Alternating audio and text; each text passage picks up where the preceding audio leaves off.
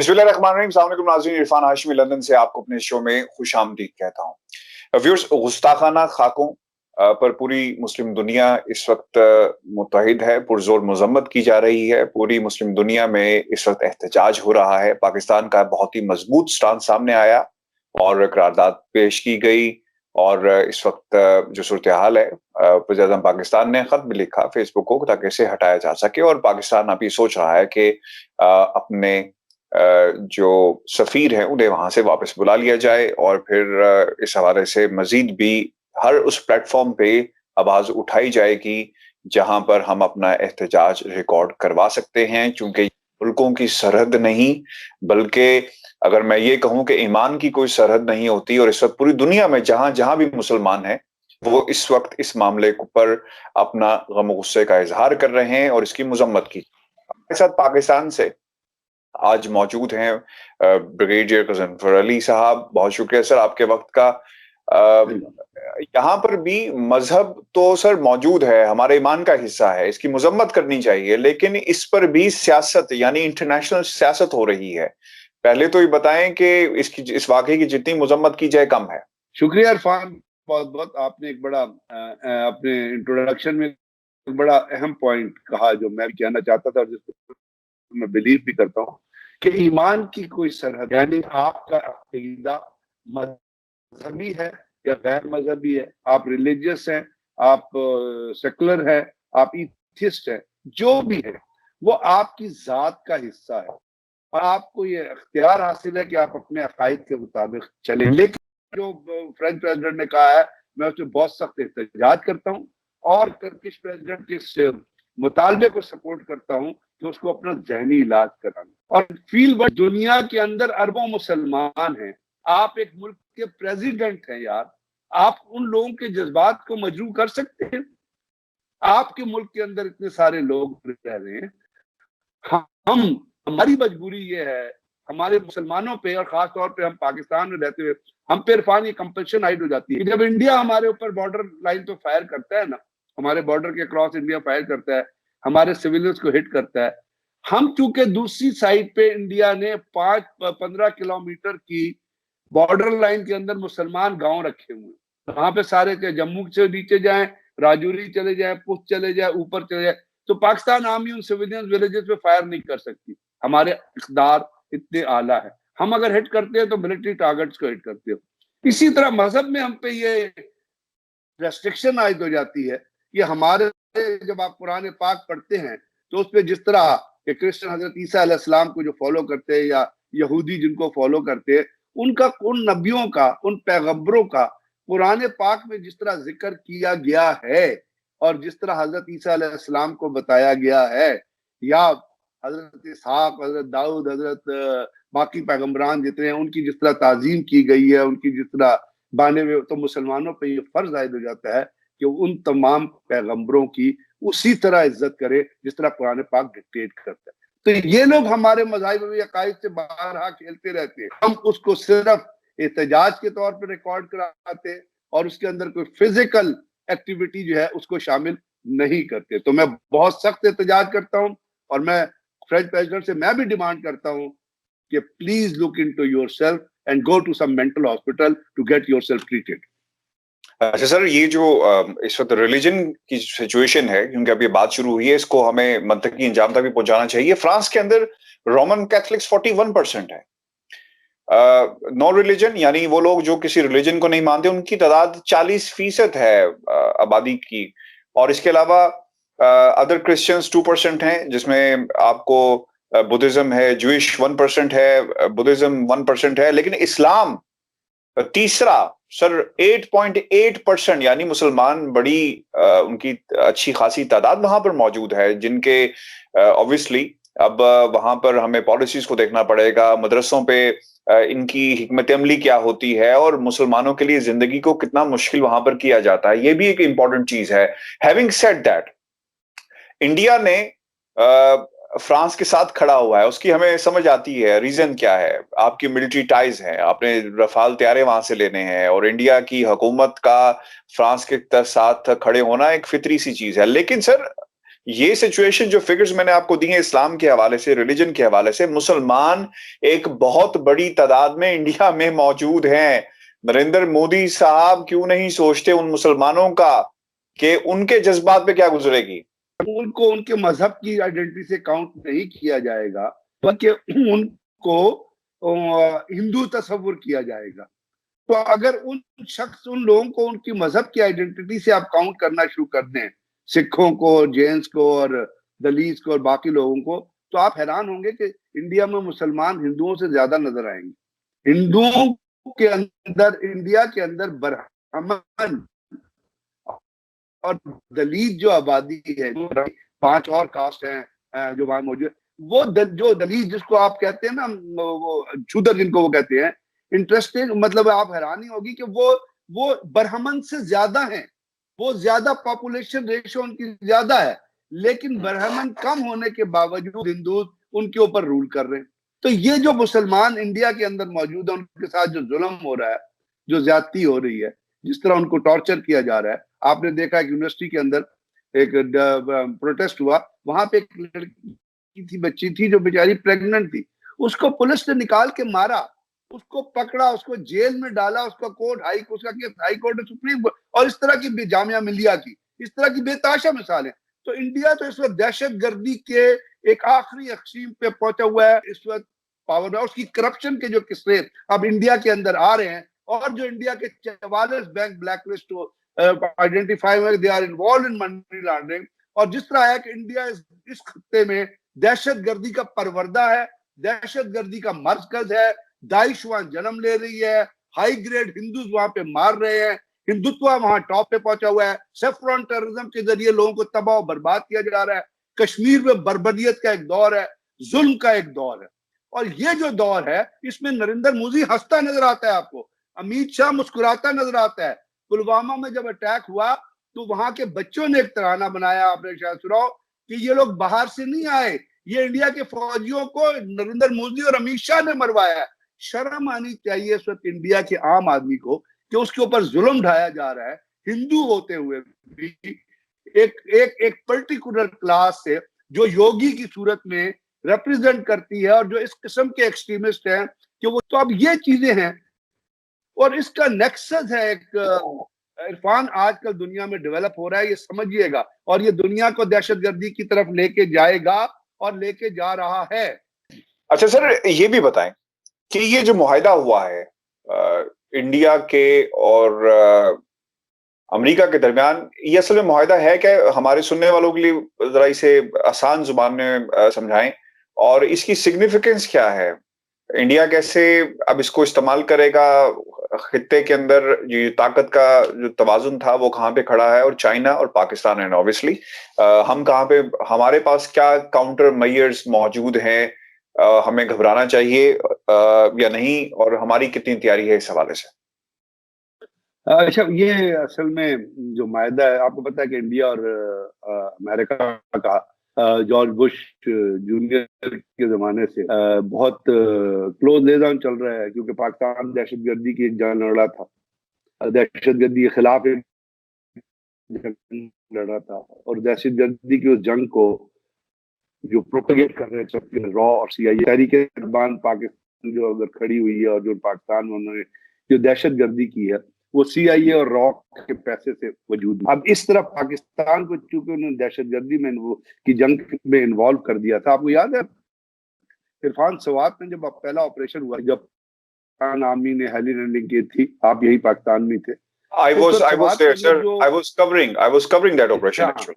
तो उस ऑपरेशन के अंदर जो वहां से एक्सप्लोसिव के बैग मिले थे, जो राइफल्स मिली थी, जो एमुनिशन मिला हुआ था, उस पर कुछ made in Banaras, made in Calcutta, made in उनकी पीयूएफ ऑर्डिनेंस फैक्ट्रीज की जो मोहरें थी वो लगी हुई थी, और वहां से तालिबान को, तहरीके तालिबान के जो दहशतगर्द थे उनको सप्लाई किया गया था। अब ये इन्वॉल्वमेंट थी। और मैं आपको एक और चीज बताऊं कि तहरीके तालिबान पाकिस्तान के पास जो कम्युनिकेशन इक्विपमेंट, जो हमवीज, जो गाड़ियां और जो बाकी चीजें थी, वो पाकिस्तान ने उनको नहीं दी थी।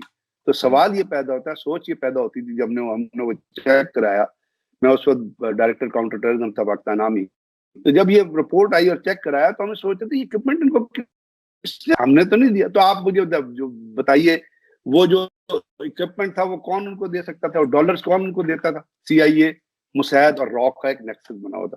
तो पाकिस्तान को उन्होंने ये सोचते हुए इस थ्रेट से निपट नहीं सकेगा, और पाकिस्तान की इकोनॉमी भी जो है, यानी कैरी लुगर बिल का पैसा तक हमें नहीं दिया। जब ये पाकिस्तान को इन्वॉल्व कर लिया, फिर उन्होंने इंडिया से, अमेरिका ने अपनी पींगे और बढ़ानी शुरू की। बाराक ओबामा भी वहां आया, बुश भी आया, उसके बाद ट्रंप का आपने रिसेंट विजिट देख लिया। क्योंकि अमेरिका जो है उसकी पॉलिसी ये है कि जिस किसी को काबू करना है उसके पिस्टल रखो रखो और उसे कहो हमारी बातें मानो, अगर नहीं बातें मानोगे हमारी तो हम तुम्हें तबाह। चाइना की पॉलिसी डिफरेंट है।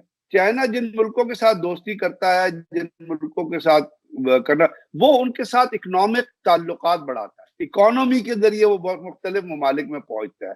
उसने अफ्रीका के बहुत ममालिक में इन्वेस्टमेंट की है। आप हैरान होंगे कि चाइना इस वक्त अफगानिस्तान में जहां जंग लगी है वहां एमक माइंस हैं, ये जो इसमें क्या कहते हैं उसको, वो ब्लैक गोल्ड जो होता है जो मोबाइल वगैरह में, और सबसे बड़ी बड़ी एक्सपेंसिव कमोडिटी है वो वहां पे लिथियम, तो वो वहां पे वो एक्सप्लोर कर रहा है। दे वांट टू ले रेलवे लाइन इन अफगानिस्तान। इस तरह रशिया ने बहुत सारे मायदे किए, लेकिन अमेरिका क्या कर रहा है? अमेरिका अफगानिस्तान को तबाह कर रहा है। अमेरिका ने अफगानिस्तान में ज्वाइंट स्पेशल टास्क फोर्स भेज दी, JSOC जो आई थी। अब JSOC जो ऑपरेशन करती थी उसका इंडियन अपना अमेरिकन जो हाई कमांड थी, नेटो की जो कमांड है वहां पे, उनको भी पता नहीं होता था। बल्कि JSOC ऑपरेशन किया जहां उन्होंने एक रात के वक्त हेलीकॉप्टर के जरिए अटैक किया, और एक अफगान आर्मी के साथ ही, अमेरिकन के साथ एक काम, अपना एक एहलकार काम कर रहा था, उसके घर में एक शादी का फंक्शन होता, इन्होंने, हम JSOC ने वहां जाके सारे लोगों को मार दिया। उसके ऊपर एक किताब भी लिखी गई है और मेरे ध्यान से उसका नाम निकल गया, साइलेंट, और वो जो ऑथर था वो इस मुकदमे को लेके अमेरिकन हाई कोर्ट वहां पे गया, लेकिन उसको नहीं हुआ जस्टिस डिपार्टमेंट में, और वो ही wanted to launch case against American army, किसी ने उसकी बात नहीं सुनी। तो ये जब ये कर बैठे, ये जब अमेरिका को तबाह इन्होंने करना शुरू किया, तो इन्होंने इंडिया को खड़ा करना चाहते थे चाइना के खिलाफ, बिकॉज दे थॉट कि चाइना जो इकोनॉमिकली काम कर रहा है, वो इनके जो वर्ल्ड डिजाइन हैं, जो ग्रैंड डिजाइन हैं, जिसके जरिए दुनिया पे कब्जा करना चाहते हैं और दुनिया के मुल्कों को डिक्टेट करना चाहते हैं, उसमें अगर कोई रुकावट किसी टाइम पे आएगा तो चाइना आएगा। अब वहां से इनके डिफेंस पैक्ट शुरू हुए, सिविल लीग, आपको पता है न्यूक्लियर डील भी साइन हुई, तो और एक उसके साथ अपना $400 बिलियन का जब ये आया, ट्रंप आया, तो उससे भी माहिदा साइन हुआ। और उसके अंदर फिर सिर्फ यही नहीं था कि उन्होंने इक्विपमेंट सप्लाई करना था, बल्कि वहां पे बिल्ट इन फैसिलिटीज भी लगानी थी। अब उसके बाद चलते चलते जो ये रिसेंट जो कुछ हुआ, आपने देख लिया चाइना ने इंडिया के साथ क्या किया। चाइना ने इंडिया के साथ वो, इंडिया के अंदर की हिम्मत नहीं थी कि वो चाइना को काउंटर कर सके, और नरेंद्र मूजी हिटलर ने अपनी असेंबली में खड़े होकर एक झूठी स्टेटमेंट दी लोगों को, और चाइना ने हमला किया है तो आपने क्या करेंगे, चाइना ने तो हमारी सीमा पार ही नहीं की। यानी ये है इखलाकी, ये वो लोग होते हैं जो ऐसे अपना लोग होते हैं जिनको थप्पड़ मारे, अगर जब किसी कमजोर हो तो उसके साथ, कमजोर मुसलमान है इंडिया में, उनके साथ ही अकड़े हुए हैं, उनको ये मार रहे हैं। चाइना ने उनको थप्पड़ मारा, उसके सामने लंबा लेट गया नरेंद्र मोदी, क्या लगा जी कुछ हुआ ही नहीं है। अमित शाह लंबा लेट गया कि जी कुछ हुआ ही नहीं है। जो पहले एक दफा कांग्रेस स्टूडेंट ने देते गए, अक्सी चिन्ह हमारा इलाका है, हम अक्सी चिन्ह पे कब्जा करेंगे, वो चाइना ने ऐसा थप्पड़ मारा कि अक्सी चिन्ह के जो वो गलवान वैली से जो अक्सी चिन्ह को रास्ता जाता है ना, उनके सेंटर में आके बैठ गया।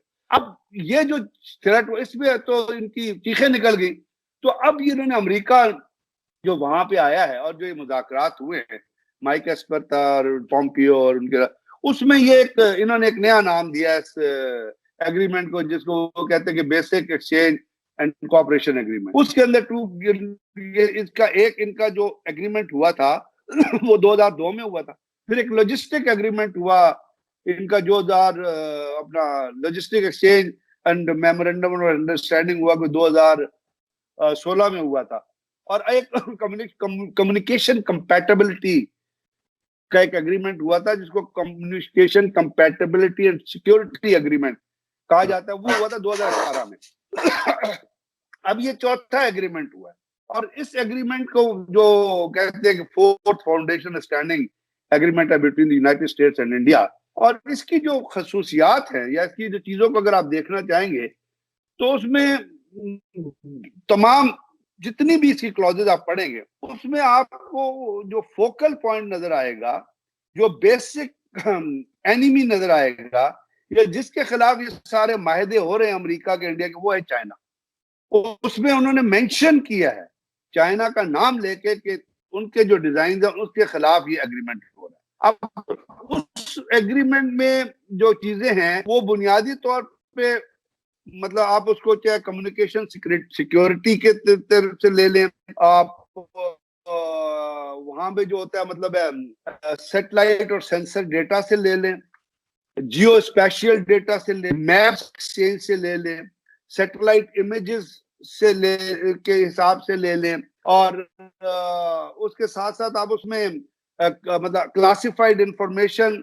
जियो स्पेशियल का मतलब ये होता है कि एक ऐसी जगह, जियोग्राफिकल स्पेशियल, यानी आप कर सकते हैं एक जगह को अगर उसकी इंफॉर्मेशन आप चाहते हैं।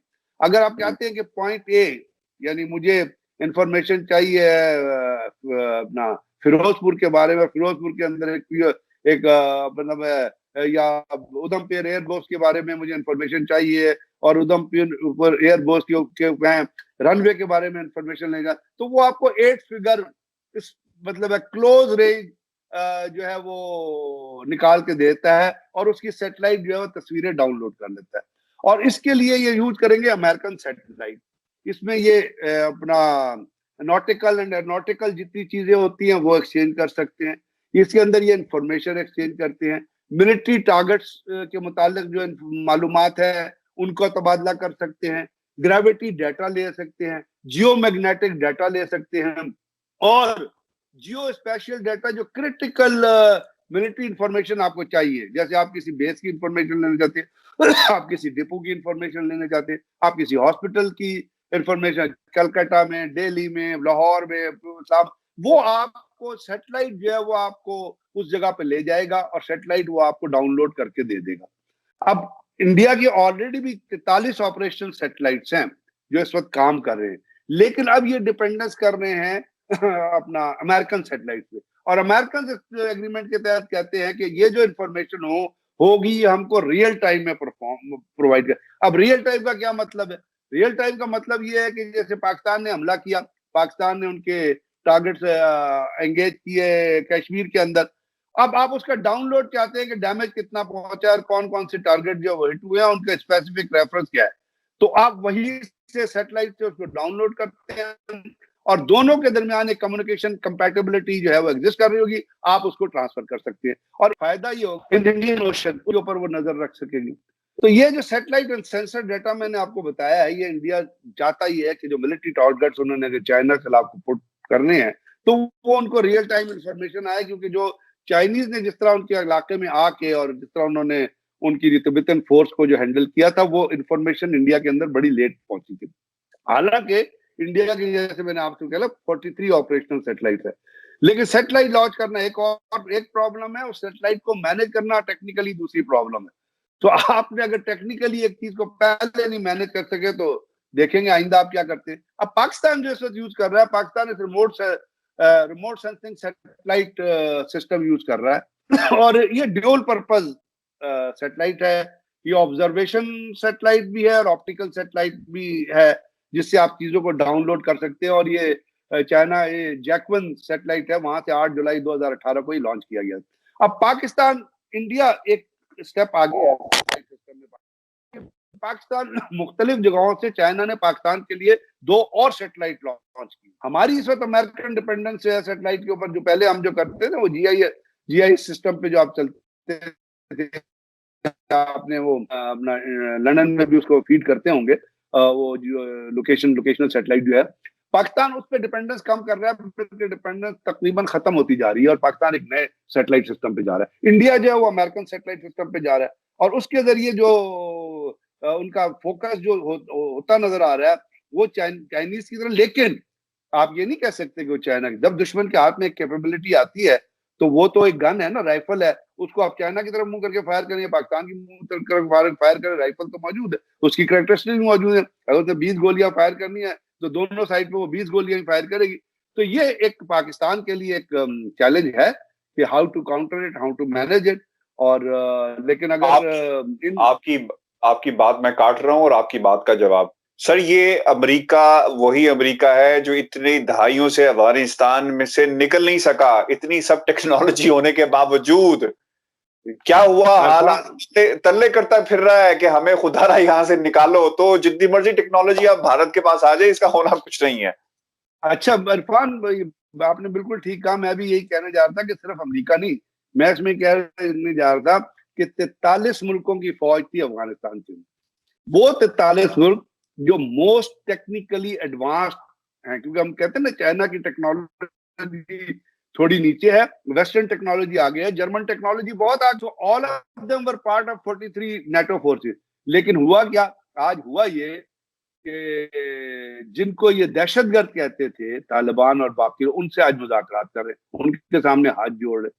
रोजाना यहाँ पे वो इस पर क्या नाम है उनका, वो आए होते हैं डेली मुलाकात करने के लिए, ज़ल्मे खलीलजाद।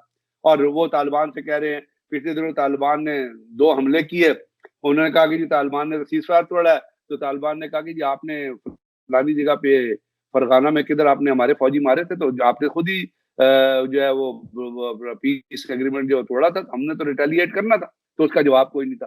तो बात यह है कि जी ले लेंगे। और नजीब कुमार डेविल ने कल स्टेटमेंट दी थी, आपकी नजर से गुजरी होगी, कि हम इंडिया को इंटरेस्ट करने के लिए बाहर जा सकते हैं। तो मैं तो ये कहता हूँ वो तो पहले बाहर आ चुके, दे केम टू बालाकोट, उन्होंने 2 कब्जे मारे थे, उसके बाद सर्जिकल स्ट्राइक्स भी की थी बहुत। तो वो पहली बार, अभी और शौक है बाहर आने का। तो मैं यहाँ चैलेंज करता हूँ अजीत कुमार डेविल को और बाकी लोग, भाई आओ बाहर, बाहर निकलोगे तो आगे जो तुम्हारे साथ होगा वही होगा कि तुम्हारा चीफ ऑफ आर्मी स्टाफ एक ब्रिगेड हेडक्वार्टर में नौशेरा में बैठा हुआ था, जब हमारी एयरफोर्स ने ब्रॉड डे लाइट में ये कह के कि हम अपनी मर्जी के पसंद के टारगेट पे हमला करेंगे।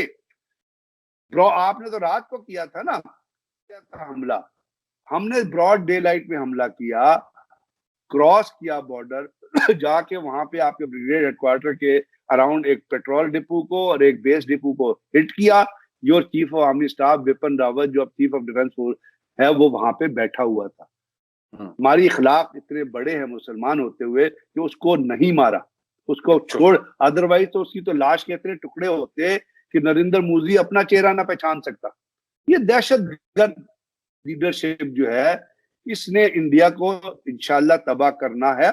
कुछ तबाह कर चुके, कुछ थोड़ा सा बाकी है। अमेरिका की गोद में चले जाएं, फ्रांस के राफेल तैयारे लाके उसके ऊपर पेशाब फेंक दें, जो मर्जी कर चलाना उसको। It has to be operated by a man power, और वो मैन पावर क्या होगी। बहुत शुक्रिया सर आपके वक्त का। आपने बड़ा मुफस्सिल और बहुत ही डिटेल में हमें बहुत सारी चीजें क्लियर की कि इंडिया कहाँ स्टैंड करता है। जितनी मर्जी टेक्नोलॉजी ले आए, लेकिन यकीन उसको चलाने वालों पर डिपेंड करता है। व्यूअर्स, जी हमारा आज का शो था। मुझे लंदन से इजाजत दीजिए। अपना ख्याल रखिएगा, चैनल को सब्सक्राइब करना मत भूलें और अपने कमेंट्स हमें जरूर भेजिएगा। अल्लाह ने के बाद।